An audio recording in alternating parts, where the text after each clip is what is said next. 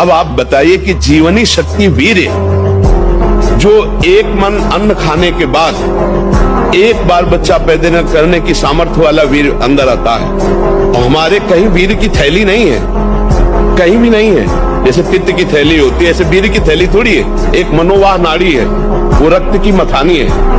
जिस समय हम काम, वेदना और चेतना से युक्त होते हैं, वो मंथन करके पूरे शरीर से, जब वीर शक्ति शरीर से निकलेगी तो पूरी नस नाड़ियों में तनाव होगा, और वो शक्ति बाहर वो खोखला कर देती है। ये हस्त में तुम खोखला कर देता है, हड्डी तक की शक्ति निकाल देता है। और कमर दर्द होना, माथा दर्द होना, ज्यादा विचार करने की सामर्थ्य न रह जाना, स्मृति न रह जाना। आज पशुता बढ़ रही है, पशुता बढ़ रही है। ये क्या हो रहा है? ये जो व्यवहार बन रहा है, ये धर्म में चलेंगे, इनका जीवन अच्छा होगा, ये पवित्र विचार वाले होंगे, ये भगवान को मानेंगे। रामेश्वरानंद ब्रह्मचारी जी, शंकर मठ, आसाम से। दंडवत महाराज जी। महाराज जी, कुछ दिन पहले ही ब्रह्मचर्य लिया है, इस पर आगे उन्नति के लिए आपका आशीर्वाद चाहिए था। सबसे पहली बात ब्रह्मचारी को ये है कि किसी भी तरह से शास्त्र आज्ञा का उल्लंघन ना होने पाए किसी भी क्षेत्र पे।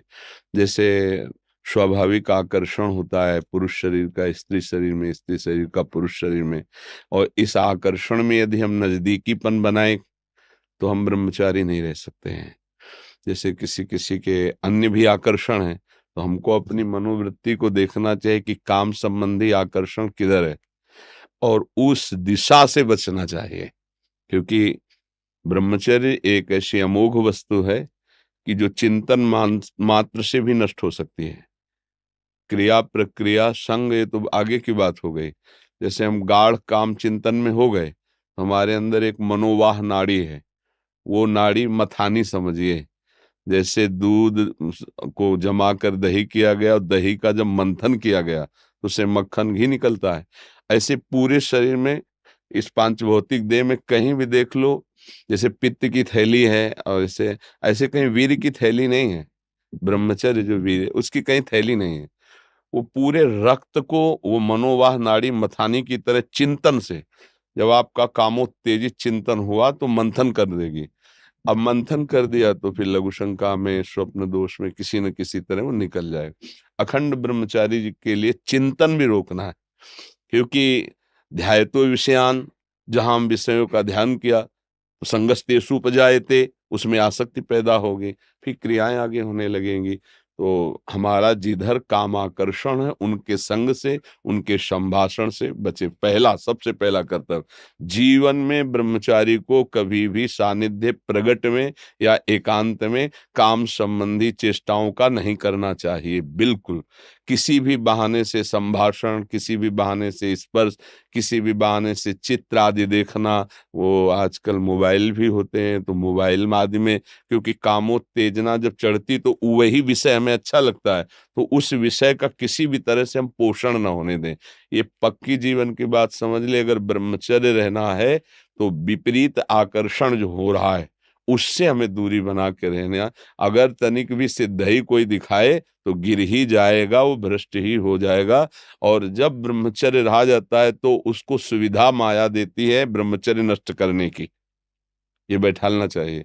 जैसे आप नियम लिए कि मैं आजीवन ब्रह्मचारी रहूंगा, तो आपको पक्की सुविधा एक समय आएगी कि आप आराम से भोग लीजिए, कोई निगेटिव नहीं, कोई नकारात्मक सोच भी नहीं आएगी। आप उसको स्वीकार करें, क्योंकि आपके व्रत को भंग करने के लिए माया ऐसी सुविधा देगी। आपको ऐसी सेवा मिलेगी या आपकी ऐसी सेवा होगी, कई तरह के विधान पेश किए जाते हैं विपरीतता अंदर पैदा करके भ्रष्ट करने के। तो साधक जीवन भर इस बात से सावधान रहे यदि नैष्ठिक ब्रह्मचर्य। दूसरी बात, जब हम स्नान करें तो नाभि देश को बहुत ठंडा करें। ठंडे जल से नाभि देश में, यहाँ से जल को कई बार ऐसे डालें। और कभी भी किसी भी तरह से हम उन इंद्रियों को किसी भी तरह से ना छेड़ें जिनसे हमारा ब्रह्मचर्य नष्ट होता है। वो पवित्रता के लिए स्नान शौच आदि के अलावा हम उन इंद्रियों का स्पर्श भी ना करें, उन इंद्रियों को किसी तरह उत्तेजित ना करें, ये पक्का ध्यान रखें। तीसरी बात, भोजन इतना पाएं जो सुपाच्य हो और शौच पूरी साफ हो जाए। अगर कब्ज रहेगा तो फिर हमारा ब्रह्मचर्य नष्ट होने की संभावना रहती है। जिसके बहुत कब्जियत बनी रहती है तो ब्रह्मचर्य क्या है, घी समझो, वो उसको उचित आहार विहार से संयम में किया जाता है।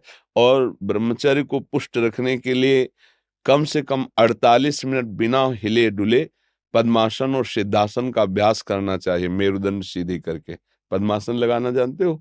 सिद्धासन लगाना जानते हो? सिद्धासन, हाँ, अभी तो ऐसे नहीं बताया जा सकता ना, क्योंकि वो क्रिया है उसमें। गुदा द्वार और मूत्रेंद्रीय द्वार के बीच की जगह में बाएं पैर की एड़ी होनी चाहिए, और मूत्रेंद्रीय के ऊपर दाहिने पैर की एड़ी ऐसे आती है, तब वो ऐसे सिद्धासन ऐसे होता है। ऐसे 48 मिनट बिना हिले डुले सिद्धासन और पद्मासन का अभ्यास करे, आहार शुद्ध रखे, तो ब्रह्मचर्य ऊर्ध्वरेता होता है। जो ब्रह्मचारी है उसका ऊर्ध्वगामी वीर हो जाता है, फिर वो अधोगामी नहीं होगा।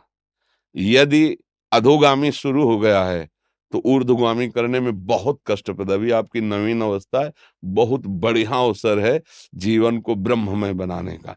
तो खान पान में खटाई, अधिक मिठाई, वो पदार्थ जो कब्ज बना दे, गरिष्ठ हैं, उनका त्याग। ब्रह्मचारी का मतलब एक बीमार अवस्था वाले का जैसा भोजन है, जितने से हमारे प्राणों का पोषण हो जाए, सात्विक भोजन। अब होटलों का भोजन खावे, खूब मिठाइयाँ खावे, सोचे ब्रह्मचारी रह जाए तो असंभव है। हाँ, मीठा आदि कभी थोड़ा लघु मात्रा में, खटाई तो बिल्कुल त्याज्य है, बासी अन्न त्याज्य है, अपवित्र स्थिति में बनाए गए अन्न का त्याग है। तब हमारा विचार शुद्ध होगा, तब सच्चा ब्रह्मचर्य है हर इंद्रिय का। वाणी का ब्रह्मचर्य व्यर्थ का बकवास नहीं, भगवत चिंतन हितकर मधुकर वाणी। नेत्रेंद्रिय का ब्रह्मचर्य सब में भगवत भाव देखना, कहीं कोई काम आदि की चेष्टा को ना देखना। श्रवणेन्द्रिय का भगवत चर्चा सुनना, शास्त्र चर्चा सुनना, व्यर्थ की बातें ना सुनना। ऐसे हर इंद्रिय का ब्रह्मचर्य हो जाएगा, तो ब्रह्मचर्य का मतलब है ब्रह्म में ही स्थित महापुरुष। सच्चा ब्रह्मचर्य का स्वरूप है ब्रह्म में स्थित महापुरुष, तो वहां पहुंचा देगा। ब्रह्मचर्य बहुत आवश्यक है, सबको आवश्यक है। गृहस्थ में उचित ब्रह्मचर्य है, विरक्त में नैष्ठिक ब्रह्मचर्य है, आजीवन ब्रह्मचर्य। जो ब्रह्मचर्य का महत्व नहीं रखते हैं उनका जीवन कूड़ा हो जाता है, उत्साहहीन, और कई तरह के ऐसे महान दोष उत्पन्न हो जाते हैं ब्रह्मचर्य की हानि से। तो ब्रह्मचर्य की हानि ना होने पाए ऐसा आहार, और शयन करने में दाई करवट का ज्यादा प्रयोग करें, दाई करवट का। और शयन 5 घंटे से अधिक नहीं, 24 घंटे में 5 घंटे शयन पर्याप्त है। फिर आगे चल करके तो और संयम हो जाता है। अब जैसे अपने लोग 8 या 9 के बीच में शयन करते हैं, 12 बजे बैठ जाते हैं। किडनी खराब है फिर भी उसका आश्रय लेकर के, जैसे अभी ये आश्रय इसीलिए इसका लिए हुए हैं कि उस पर वजन न पड़े। नहीं, ये सब थोड़ी आवश्यकता है, सोफा और तकिया इनकी थोड़ी आवश्यकता है अपने यार। अब ऐसे बैठे तो फेल किडनी है, वो जो सेवाएं बन रही वो नहीं बन पाएंगी। तो हर समय जब आप बैठे तो मेरुदंड सीधा, इसका ध्यान रखें, आगे नासाग्र दृष्टि रखें, और सावधानी से शयन करें। शयन करते समय बड़ा खतरा है। शयन के समय हमारी इंद्रियां और मन बहुत चंचल होता है। उस समय अगर ब्रह्मचारी भगवत चिंतन करते हुए, उसको नींद से मतलब नहीं है, तन्मयता धारण करते हुए नींद में चला गया तो बच जाएगा। अगर कहीं उस समय वो छूट दे दी और पास में मोबाइल है, तो वो कभी ब्रह्मचर्य नहीं रह सकता। मोबाइल आप रखते हैं? रखना तो होता है। सत्संग ये सब सुनते हैं। हाँ, सत्संग सुनते, पर है बहुत खतरा पास में रहने पर। क्योंकि देखो, जो शास्त्रीय पद्धति है, गोस्वामी जी कह रहे हैं, तुलसीदास जी, जो चाहे आपन कल्याणा, सुजस सुमति शुभ गति शुभ नाना, सो पर नारी लीलार गोसाई, तजो चौथी के चंद्र की नाई। जैसे चौथ के चंद्रमा को देखने के लिए कलंक बताया जाता है, ऐसे बोले माताओं बहनों की तरफ एक एकाकार दृष्टि करके देखोगे तो तुम्हारे अंदर दोष उत्पन्न हो जाएगा। महापुरुषों ने जो कहा है कि अगर शुभ गति चाहिए, शुभ कल्याण चाहिए, तो इनके चरणों की तरफ देखो। भाव तुम्हारा शुद्ध रहेगा, बात करनी तो ऐसे बात कर लो। ऐसे बात करोगे तो हिम्मत नहीं है, कहीं ना कहीं मन हमारा फिसला सकता है, कहीं ना कहीं हमारे अंदर दोष दर्शन आ सकता है। तो इन सब विशेष बातों को तो ध्यान में रखना। और सबसे खास बात है कि हर समय नाम जप करना है।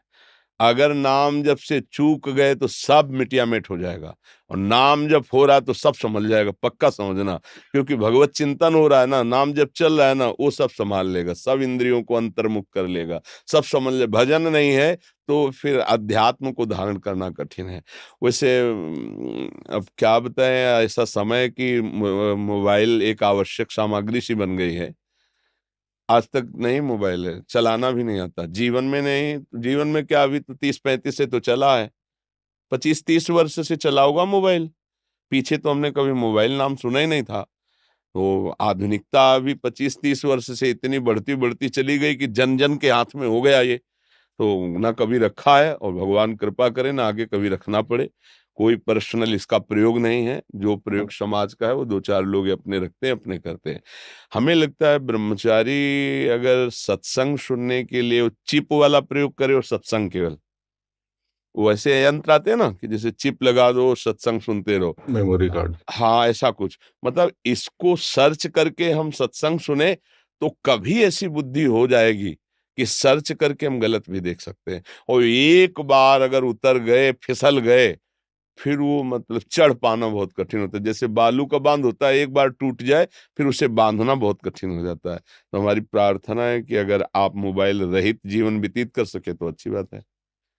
वास्तविक जब हम प्राणों को समर्पित करके निकले तो मोबाइल क्या चीज है।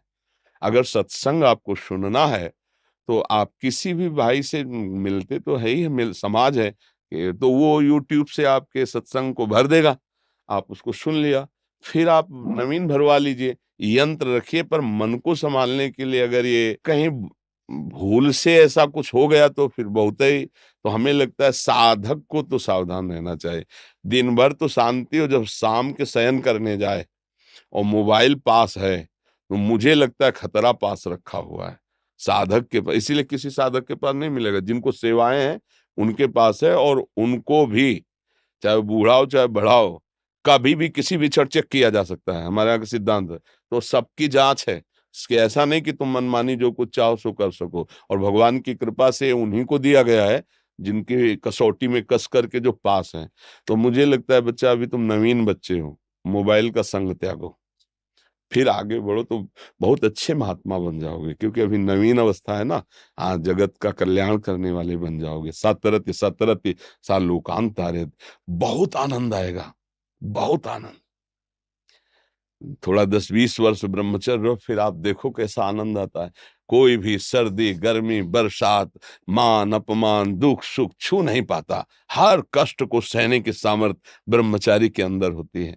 तो इसलिए नाम जप करो, और जो जो कहा है इसको फिर भरवा लेना किसी चिप आदि में, दोबारा सुन लेना, क्योंकि ये यूट्यूब में डाल देंगे तो इसको बार बार सुनना।